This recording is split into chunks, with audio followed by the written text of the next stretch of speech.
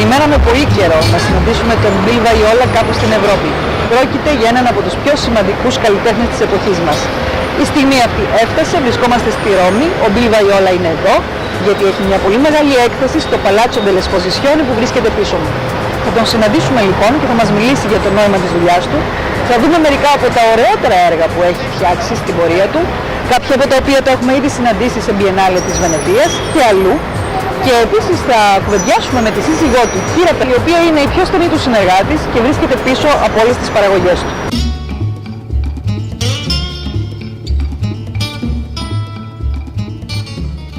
Γεννήθηκε το 1951 στη Νέα Υόρκη. Το 1973 αποφοίτησε από το Experimental Studios του College of Visual and Performing Arts του Syracuse University της Νέας Υόρκης, όπου μαθήτευσε δίπλα στον καθηγητή Jack Nelson. Κατά τη διάρκεια των σπουδών του φτιάχνει τις πρώτες του βιντεοτενίες, γνωρίζει τον συνθέτη πειραματικής μουσικής David Tudor και εργάζεται ως βοηθός εκθέσεων για καλλιτέχνες όπως ο Namjoon Paik και ο Peter Campus. Τη διετία 1974-76 υπήρξε τεχνικός διευθυντής στο στούντιο βιντεοτέχνης Art Tapes 22 στη Φλωρεντία. Εκεί θα γνωρίσει και θα συνεργαστεί με σημαντικούς καλλιτέχνες της πρωτοπορίας όπως ο Τζούλιο Παολίνι, ο Γιάννης Κουνέλης, ο Μάριο Μέρτζ και ο Βίτο Ακόντσι. Πρωτοποίησε σειρά ταξιδιών στον Νότιο Ειρηνικό, στην Ινδονησία, στον Καναδά, στην Αυστραλία, στην Τινησία και την Ινδία, στο πλαίσιο εθνολογικών και μουσικολογικών ερευνών. Από τις αρχές της δεκαετίας του 70 ο Βαϊόλα έχει δημιουργήσει βιντεοτενίες, βιντεοεγκαταστάσεις, ηχητικά περιβάλλοντα, έργα για τηλεοπτικές μεταδόσεις, δράσεις με ηλεκτρονική μουσική. Σήμερα θεωρείται ένας από τους πρωτοπόρους καλλιτέχνες του βίντεο, καθώς συνέβαλε αποφασιστικά στην καθιέρωσή του ως μορφή της σύγχρονης τέχνης. Στα έργα του εστιάζει σε εμπειρίες του ανθρώπου όπως η γέννηση και ο θάνατος, επηρεασμένος τόσο από πνευματικές παραδόσεις των ανατολικών θρησκειών, όσο και από το χριστιανικό μυστικισμό, ενώ συχνά χρησιμοποιεί τη σύγχρονη τεχνολογία, όπως οι μεγάλοι δάσκαλοι του παρελθόντος χρησιμοποίησαν την παραδοσιακή ζωγραφική, για να εξερευνήσει την δύναμη και την πολυπλοκότητα των ανθρώπινων συναισθημάτων. It's a very emotional experience for me to be with you today and to be in Italy, in Rome, to present this work. My grandfather, Carlo Viola, was born in Pavia. I never met him. He died 2 years before I was born, but I feel that he is with me here today.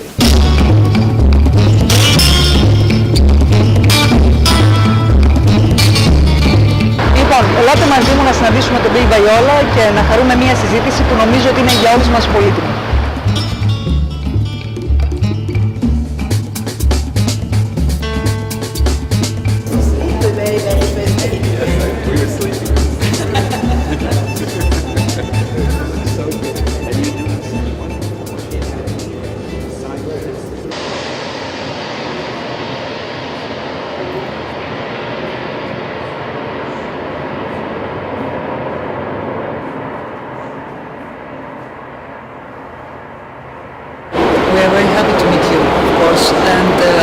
As I can understand from what we said before in the press conference, you have a relationship with Italy, not only because of the grandfather, but because of the culture.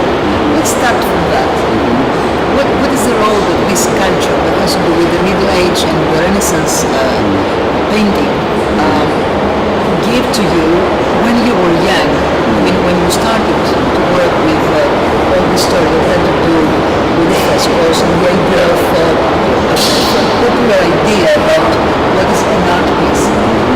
Well, in actual fact, when I was quite young, when I was in art school and out of art school, I actually wasn't really very interested in art history at that time. And of course I had to take the classical, but I wanted to make something new. I wanted to work with a new medium. I wanted to go into the future. I was not interested in the past in any way. And so this went on for maybe 10 years out of art school. And when I was in my 30s, I began to realize this other side of life, this depth that is in ourselves and that we try to bring into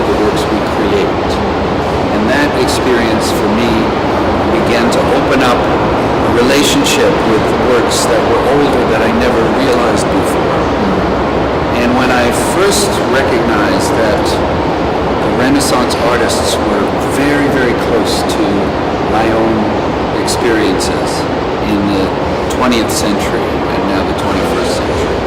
It was like a complete revelation when I understood that they too were influenced by technology. There were new concepts coming into the world at the time from the Arabs, from Andalusia, and also from the Middle East. And those ideas were influencing the culture. Mm-hmm. And that's the Renaissance was a revolution of science and technology joining with art.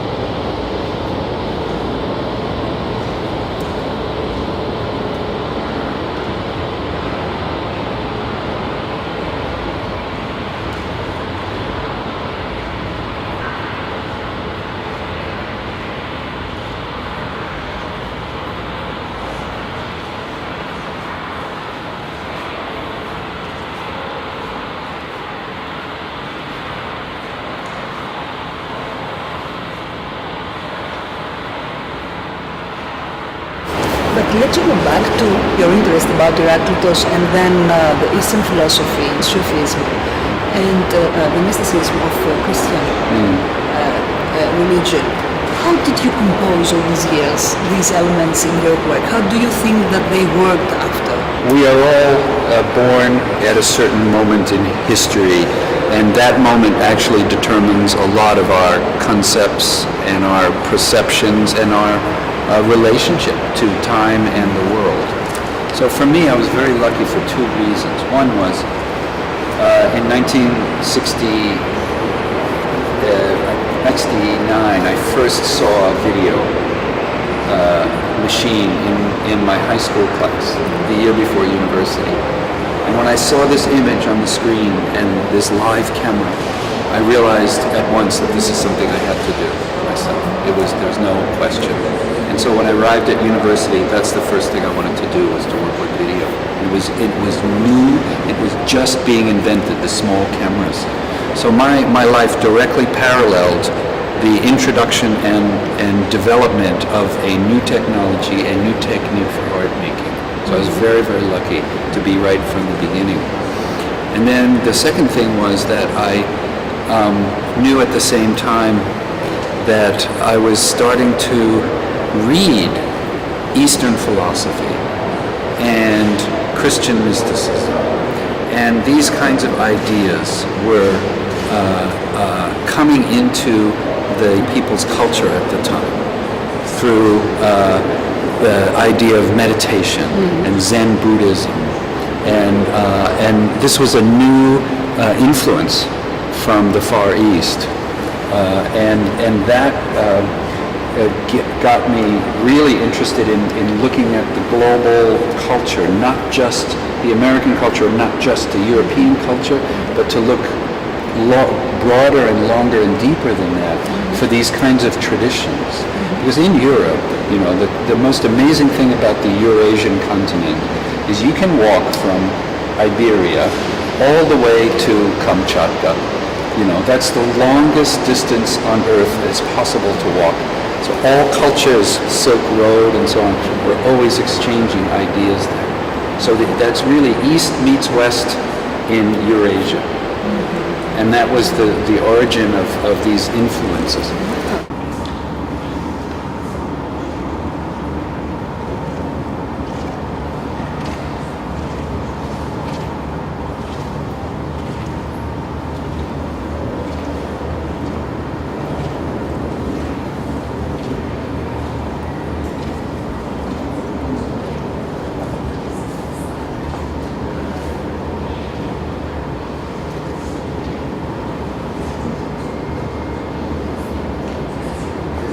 The Crossing, το σταυροδρόμι.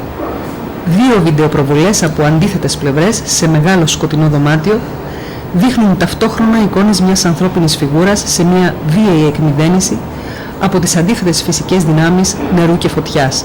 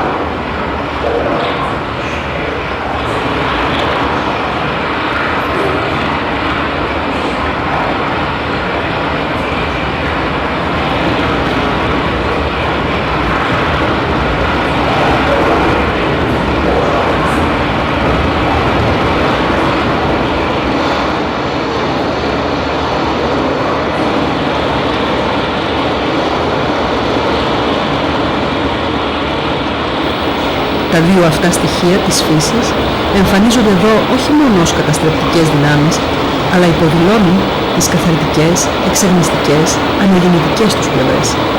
Έτσι, η προσωπική εκμυδένιση γίνεται απαραίτητη κατάσταση για πέρασμα στην υπεροχή και την απελευθέρωση.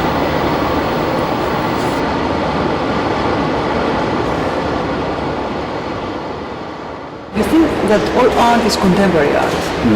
You say that, and you're trying to make a kind of statement for this age, something that is a conclusion through your experience. Do you believe in this because of your experience, or because that you've studied a lot on arts and you've decided, or you mentioned that as a value for this age? What do you think? Right now at this moment, in this hall where my work is being shown as a contemporary artist, at the same moment downstairs in the main hall, there's an exhibition of Etruscan art, 2,000 years old. Now, one can say, okay, the Etruscan art is clearly historical art from 2,000 years ago, and the Bill Viola piece is clearly the newest contemporary art. In a way, of course, that's true, I can't deny that. But for me, when I go downstairs and I see these works, I feel a connection to this culture, to the artist who made the work I'm looking at very deeply, even though those people are gone. But their ideas, their feelings, their thoughts, even their emotions remain in these creations that they did. And so, and one day my work too will be existing after I'm gone. And so this idea of art as being contemporary is the thought that at this moment right now we have an experience in this building with Etruscan art of 2,000 years ago. That experience is happening now, at this moment, this particular moment in history. And art is one of the only human inventions that can transcend in space. Art is eternal. It's also always contemporary, which means it exists at the moment. It continues to exist, but it's eternal because it always gives life new information. It gives us knowledge that remains from 1,000, 2,000, 3,000 years ago. This spiritual journey in your work make a kind of road, a kind of thread that we can follow if we see the show, starting from the first room, but finishing at the end. We don't have the feeling that we are watching chronologically your work, but we have the feeling that we are part of a storytelling, of a narrative. Okay, so I would like to start a little bit about this, especially with the titles that you use, which are very simple, and all your work is very simple. There is a simplicity, but a very strong basement. So we start with, for example, Dolorosa or Catherine's Room, which I why do you give these simple titles in your work? Okay, take Catherine's Room. For me, Catherine's Room was inspired by St. Catherine of Siena. And there's a beautiful, beautiful predella cycle by Andrea di Bartolo. And he made an image of I think it's 4 rooms in the bottom of an altarpiece in predella of St. Catherine having the inspiration from God, getting a connection to God, being able to speak to God, and then actually leaving the ground, like floating up. And I was fascinated by these little images. I saw them in a book, actually. I haven't seen the real piece. And I just became so fascinated with the idea of human life as being contained in a box, you know, and we all live in boxes, really, not just architecturally, but emotionally and intellectually. And of course, we have to break these boxes eventually. But it just was really fascinating to me. And I began to think of the cycles of life and the passage of time. And that's where the inspiration from the piece came from, and that's why I called it Catherine's Room. But that's my own personal story. Yes. It's not necessary for the viewers to know this Yes. to appreciate It could be everybody's own work. Could be.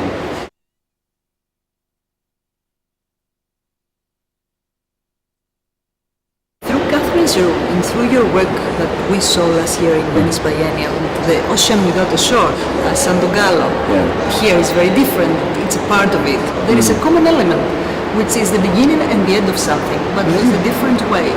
Well, actually, what I would say about that is, I think that between Catherine's Room and Ocean Without a Shore, the commonality is not the single line of life with a beginning and an end, but an eternal cycle. Because what Catherine's doing in that room, she's waking up in the morning, doing the exercise, she's sewing her clothes, and she's trying to write something, she has difficulty. She's lighting some candles in the evening for meditation, and then she's going to bed. You have a kind of cycle from birth to death, but the thing about video is, the piece is, I think, 18 minutes long. At the end of the cycle, it starts again. Yes, and most people think that's just a technical thing, that I made a piece that's, 18 minutes long, and when it finishes, it recycles, and that's just technical. For me, no, that's part of the work. It's important that these people who are crying in these pieces, the Passions pieces, are crying all day long. They cry, and then they recover, and then it goes to black, comes up, and then they cry again. And I think this cycle of life, which is unique for us as individuals, but for humanity, it's universal. It's universal. We all are born. We all will die. We will have tragedy. We will have joy. We will have fear. We will have anger. All of those things are us. So it's an eternal circle of life. Yes. It's the idea of time and space that we are talking about, Yeah. and you are showing in your work Yeah. this dimension. Yeah. And finally, the whole work has to do with a capability, being able to reach, to touch many people outside of our context, the context of arts and things like this. Well, I think we're living in a period of time where many people are realizing that the processes and the contributions of the scientific method, which have been around for 500 years, easily longer, but in its current form, has not given us all the outlife, and has actually the industrialization of the world has actually taken us away from the connection to nature, and also important social connections in the community. And I think people are realizing that something is missing, and art in recent historical terms has been very theoretical. It's been extremely intellectual, philosophical, which I have absolutely no problem with. I think it's absolutely necessary, but I do feel that we have reached a point where modernism gave us the break from the past that we needed, because we couldn't just keep, like the pre-Raphaelites in the 19th century were continuing to try to make this kind of old kind of art. And at a certain point, you need to break from tradition. That happens in every culture at every point in history. So we've broken from that tradition, but what was replaced in it was necessity to pass it. But I think now we're realizing that we have to put the heart back together with the head. Those two, we need both. We can't, each one alone is not enough, but we were too much in the head side. And I think people recognize they need some deeper connection that gives them life, gives them hope and faith. And I think there's a new humanism that's appearing right now, the late 20th century, early 21st century. You can see it in art, you can actually feel it in the culture. I think people are much more aware of the importance of this humanistic idea of the wholeness of human beings and the idea of compassion, which the Tibetan Buddhists talk about all the time to us. Ocean without a shore. Ωκεανός χωρίς ακτή. Η οθόνη γίνεται δίωδος για το πέρασμα των υπάρξεων προς και από το, σαν επεισόδια αντιμετώπισης της τομής ζωής και θανάτου.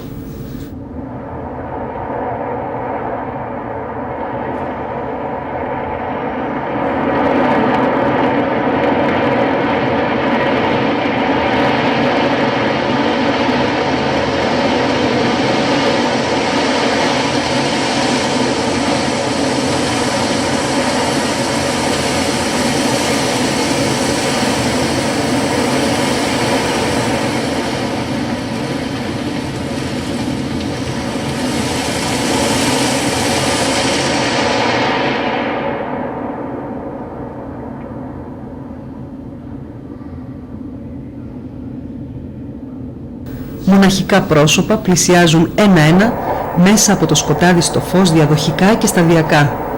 Φτάνοντας σε ένα σημείο, το καθένα από αυτά διαπερνά έναν αόρατο τοίχο από νερό με σκοπό να περάσει στο φυσικό κόσμο.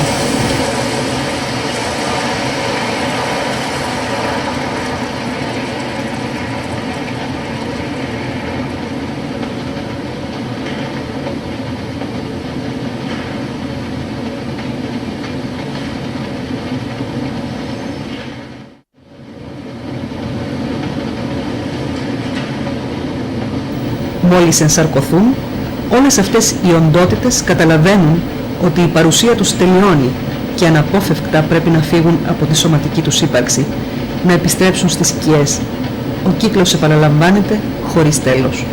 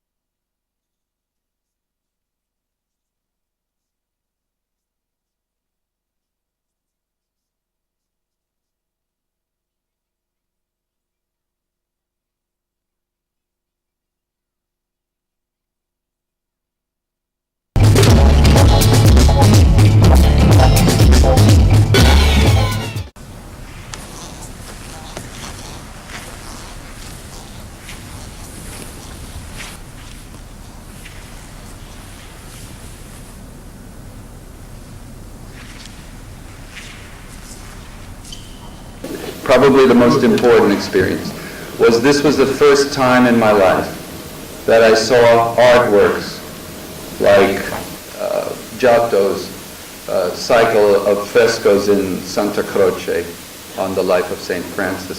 The first time I saw the works not from a book, but in real life.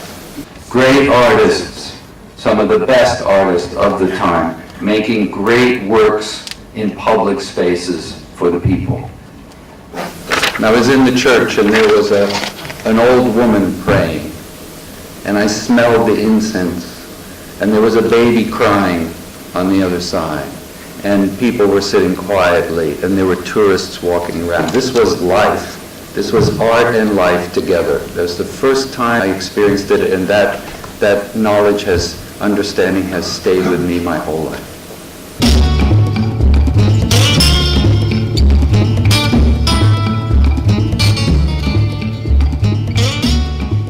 The Greeting, ο χαιρετισμός. Το έργο είναι εμπνευσμένο από το ζωγραφικό έργο του Ποντόρμο «Η Επίσκεψη». Δύο γυναίκες συνομιλούν. Βιομηχανικά κτίρια φαίνονται πίσω τους σε μια περίεργη προοπτική μέσα σε ένα άγωνο αστικό περιβάλλον.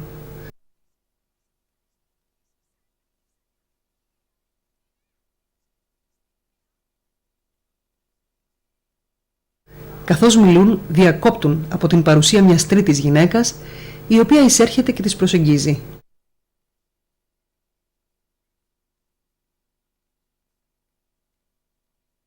Η μία απομονώνει την άλλη, αδεξιότητες και οικειότητες εναλλάσσονται, η υποσυνείδητη γλώσσα του σώματος ανακυφορούμενο υπονομεύει τις χειρονομίες.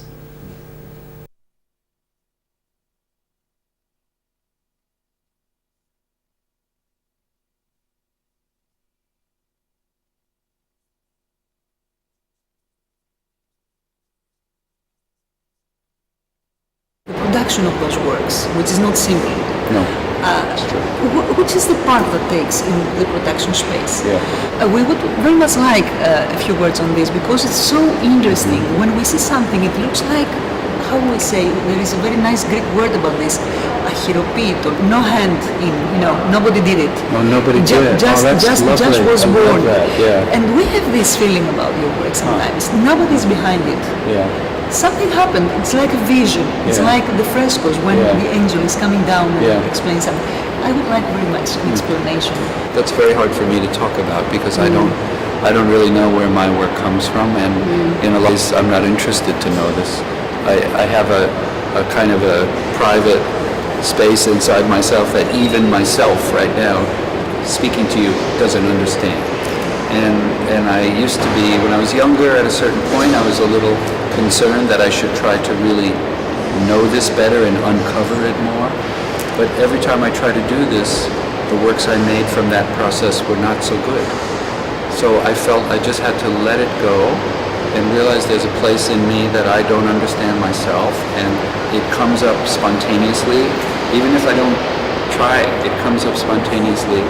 And I very often receive thoughts and feelings, and I write them in my book, and they're not complete. Even after I finish writing them, I still feel there's some mystery, there's something not clear, and then I have to work at it little by little. And when I get to the point where I'm ready to shoot something, to actually make then we have to gather technical people. I work with a wonderful cameraman, Harry Dawson. We're working together since 1992, and Brian Pete in the editing room, and other people too. And Kira and I, of course, work very closely together on the production. And so then you have a team of people, and then it becomes all about details and very specific things. Is it she wearing a red shirt or a blue one? You really have to pay attention to all the details.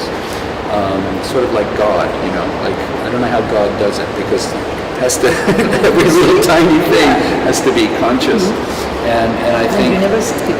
No, and you don't see the master, and so it's that's a very difficult period. And I think the danger is because it's so complex and difficult to make any idea be born in the world.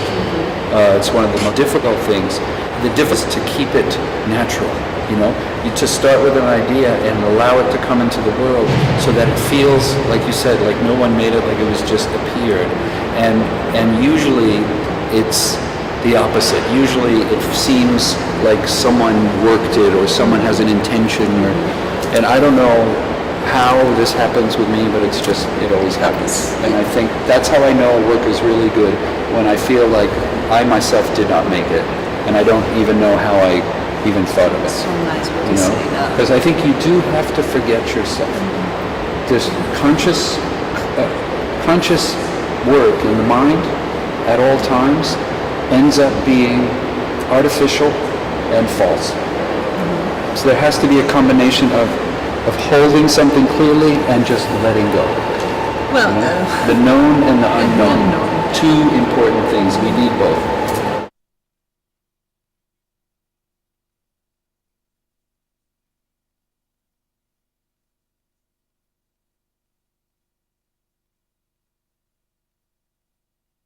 in this show here, because some people perhaps come travel all around to Europe to come and see, and we know also that the title is Visioni Interiori in Italian language, okay?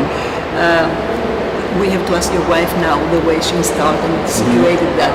But did you decide together to make this kind of decision on the works, because you have so many others, for example, St. John of the Cross, we don't see that here, or some others which are also a part of a Visione Interiore. Yeah. Well, in terms of the process, actually, obviously Kira and I work very closely together in general, of course. But for this particular exhibition, really, Kira was the one that really put the show together and kind of, brought this group of works together. Now, of course, we discussed it during the process, of course. Sometimes in the past, I have done the layout of the whole show before, but in this case, Kira really wanted to go into the works.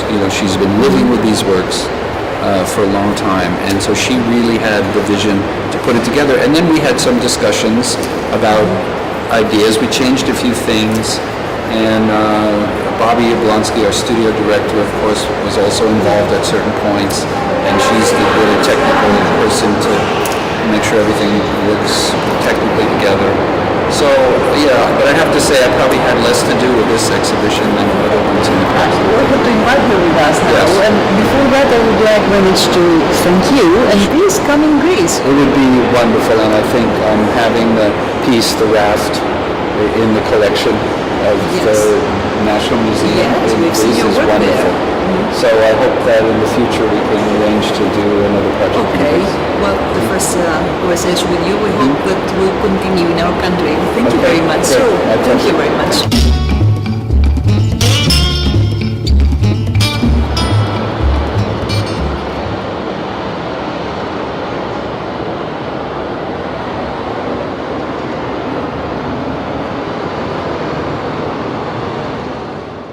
Kira, now you are the partner of Viola's Productions, and that means a lot of work, but that means a lot of love too. And since you're a couple also in life, I would like very much to have a few words on the way that you decided to give to this story, half perhaps of your life and your time, because you are doing something else also too in life. Personal work, I mean, things that you are interested in too. Well, actually, it's almost 100% because I did have some personal work. I was working as a photographer at one point. But when we had, then that part of it was, my life was given to the children. Yes. And then the rest of it, of course, was still with the work. And I started working with it because I believe so much in it. And I in fact, invited Bill to Australia. I'm from Australia myself. I invited Bill to come to Melbourne to show his work in 1977. So a long time ago, and that's how we met. And I was amazed for the first time. I was seeing work something that really touched me, something that I understood, but only I could recognize that were kind of like my dreams. And not really reality as such. The images are all real, but when they're put together, they belong to a completely different world, and that's the world of the interior, of inside. And so that touched me very deeply, and I thought there's a different way of looking at things. And a year later, I then traveled to New York to be with him, and that's how we started to So you're helping with elections. That means that you're doing exactly what you mean. You have an opinion on how he will choose actors or actresses, or in the way that he's going to put the colors. It's a creative projection, or is something that has to do with the direction of the production? Well, actually, I'm involved almost on every level. Bill works on the pieces himself. He creates the ideas. He makes maybe some drawings and writings. He writes more about things. And then once there are a number of works that he's evolved, I come into the picture and we discuss these works. And it's a really wonderful time because I just see the beginnings of these ideas. And then together with, which ones are there, or sometimes he knows exactly this is going to happen, this piece is great, and then we talk about it and in fact it will get realized. There are many, many works that do not get realized. There's so many ideas that come. And so at that point I really have a good sense of where these works come from, and in fact even sometimes I understand more about the meanings than Bill, because he's too close to the origin of everything, and I can step back a little bit and I can see a little bit bigger picture. And then once the production starts, we pull together, if it's a large production, we pull together the crew, we pull together people we want to work with. We make a selection of performers together. And many times I actually am also working with the look, especially the dress, the clothing, and the scenery starts happening, if it's a formal production. And then I always feel that my job, even though I don't necessarily have a specific job when the production actually begins, I feel myself like I'm kind of the guardian angel of the production, because I'm the keeper of the idea, because I'm with the first one that received the idea. And if I see that sometimes it becomes a little chaotic, sometimes the lighting person wants to do something different, or the director of photography wants to do something different, and I talked to Bill, I said, well, you know what, I'm not sure about this, because this doesn't really express what you really originally thought, and I have to keep the original idea intact, because it's so easy to be sidetracked by interesting things, and so that I feel my role is more interior in a way, just to keep track of those kinds of things.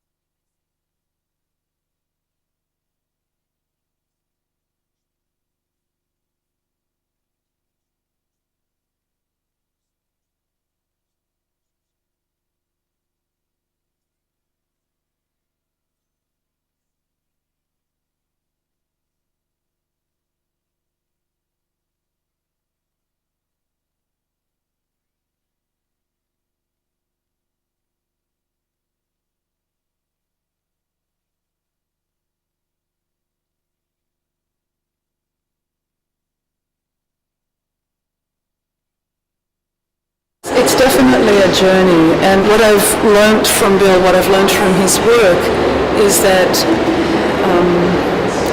life is cyclical. There are cycles that occur, and it doesn't stop. And earlier I was talking about the Etruscan show, and this exhibition here, it deals with the fragility of life, how life is fragile, it's precious, but it also deals with mortality, it deals with death. I always feel that Etruscan work in particular, a lot of the work is on tombs. It's on, it's on the action of dying, the act of dying, but also immortality, because these works, the Etruscan piece has been around for 2,500 years, but also a creative act, I feel, is always an immortal act. So it goes into the world. It's kind of like when you visualize, they talk about the speed of light. When any light goes out into the universe, you don't know where it's going to end. It can go forever. The speed of light is so fast. And we're receiving light from stars that are 40,000 light years away. And so that's a really amazing concept. And to me, that's eternity, because I can't imagine even 40 million, light years or whatever. So the creative act is really like that. And the creative act, of course, is giving birth. And the creative act is also dying. So the whole show is the birth of something and its decline and its death, but then it's reborn. Sometimes in emergence, for example, it's ambiguous. Is it a birth? Is it a death? There's amniotic fluid that comes out of from the water, but it's also like a drowning. So there's an ambiguity there as well. and then you move into disembodiment with the hands. You know, your body is like leaving, and the mudras are very important because it's symbolic of also some mysteries that we start learning about as we go on through our lives. And in the first section, when it ends, we have the veiling, where two people will never meet except through the veils and electronically. So that's already, it doesn't exist in human life form. And then the end of the section where we see bodies of light, already it's the complete disintegration of the body. So it's kind of a very dark ending in a way. But then you go through and you all of a sudden have this bright lights, and you're completely bare into the mirror of these plasma screens. You see yourself having these, so then you're back into your body, and gradually again through the rest of the exhibition, by the time you end up with memoria, which is again the disintegration and disembodiment, just the phase, you move then into again the final cycle, which is ocean without a shore. These people just constantly coming through the water, coming back into life, going back into death, and coming back into life again. So that's kind of, and all the works are like that. All of the works are like that, but this is a journey on a larger thing, and if you're open to it, you can find your inner, the thing that you're searching for as well in yourself. Because it's always for the viewer, you know. Well, it just showed a very nice style, very deeply emotionally, and I think that people will enjoy a lot here, especially in Rome. Yes, it's definitely for Rome. That's great. We hope to see you in Greece then. Thank you very much. Thank you.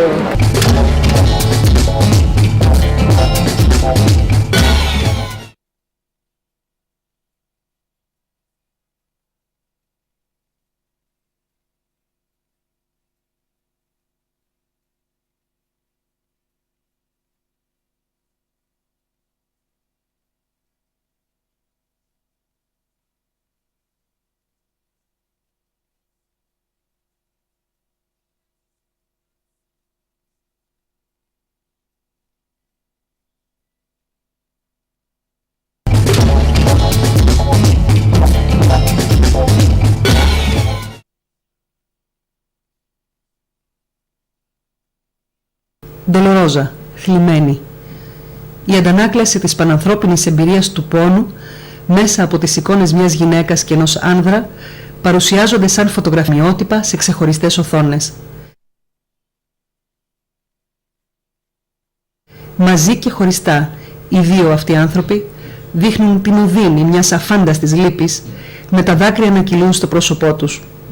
Οι κινήσεις τους αργές και συνεχιζόμενες τοποθετούν την προσωρινή κατάσταση του κλάματος στη σφαίρα της ατέρμονης λύπης.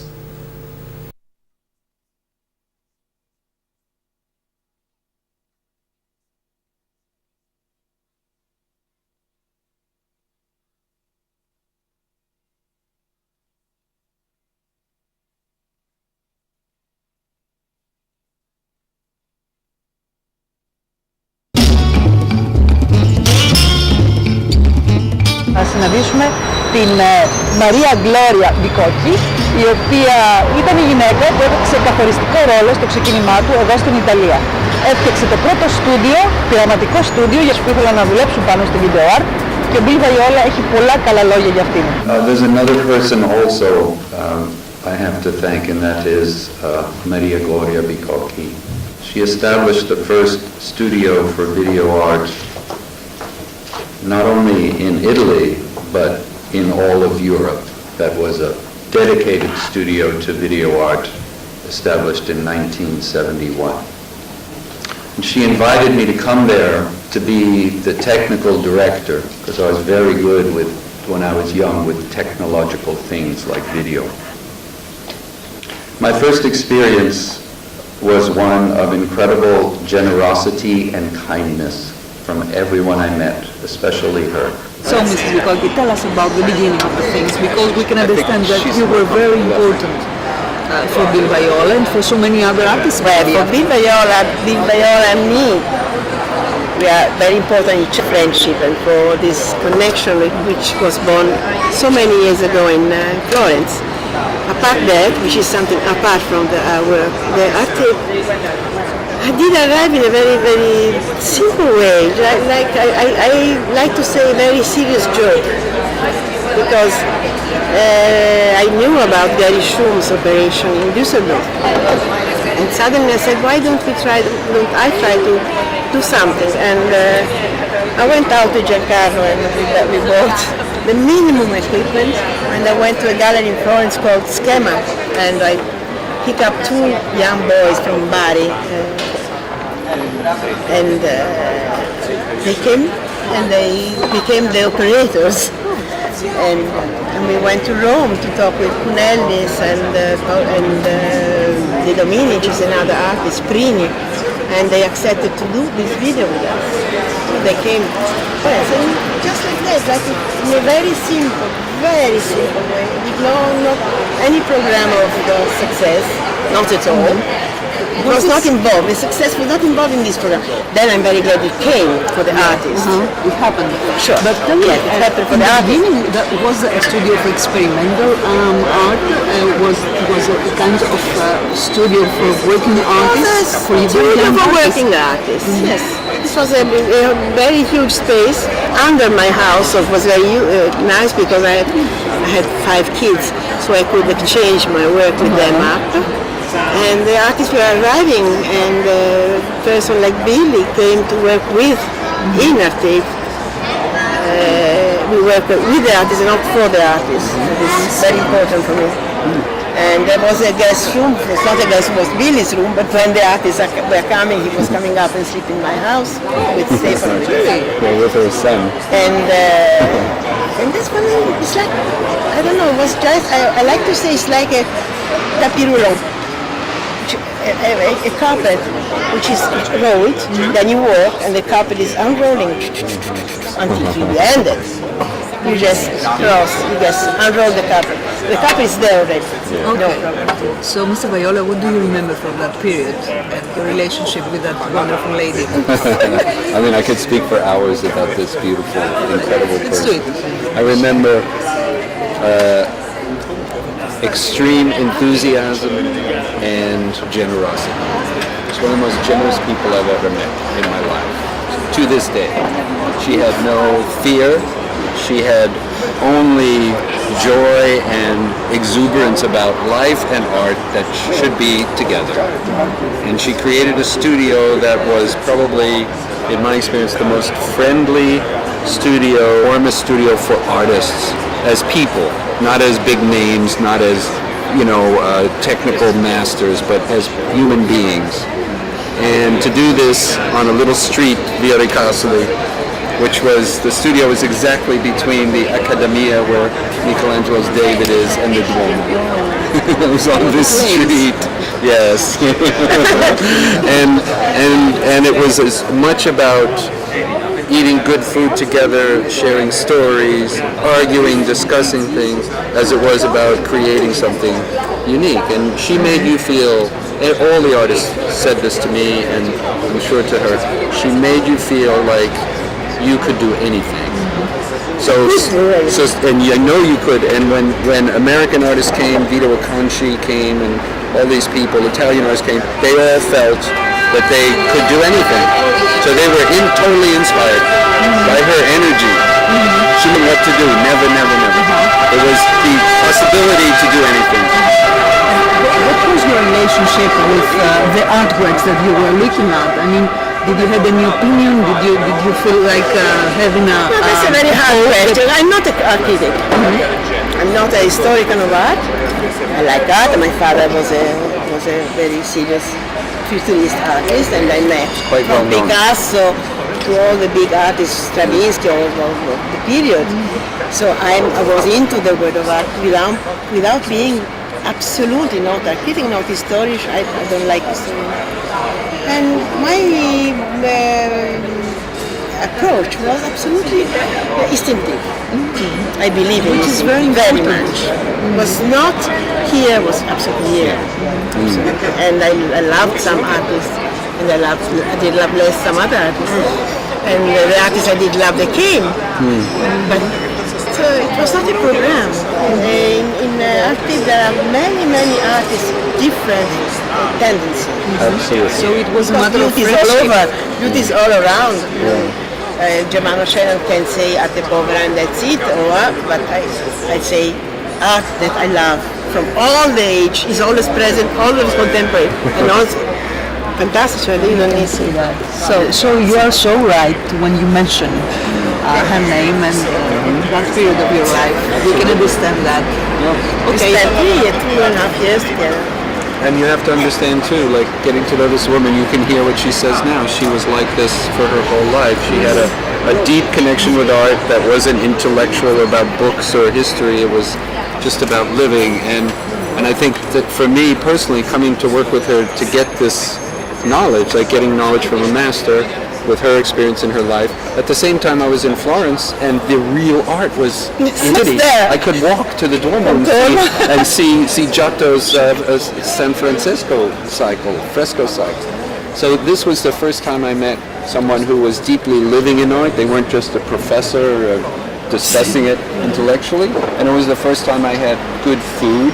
When I came to Florence, the first taste of food for me, it was like I realized American cooking is black and white. Italian cooking was full of color, and I couldn't believe it. And then the third thing was to see, these artworks as real things in a real context with people, and not in a museum, in a church, with children and old people. It was unbelievable. Many of the children coming down. Oh yeah. So Italy is your home in a way, Yeah. And my grandfather was Italian too. Viola.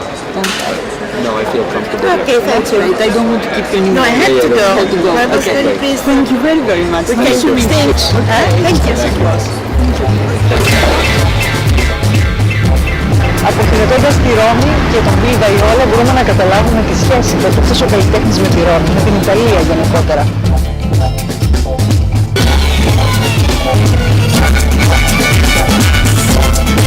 Ελπίζω να σας άρεσε η σημερινή μας βόλτα στη Ρώμη. Ελπίζω να σας άρεσε η σημερινή μας βόλτα ουσιαστικά στον εσωτερικό κόσμο, έτσι μας προτείνει να τον δούμε ο Μπιλ Βαϊόλα. Ευχαριστούμε πάρα πολύ που ήρθατε μαζί μας. Καλό βράδυ από τη Ρώμη.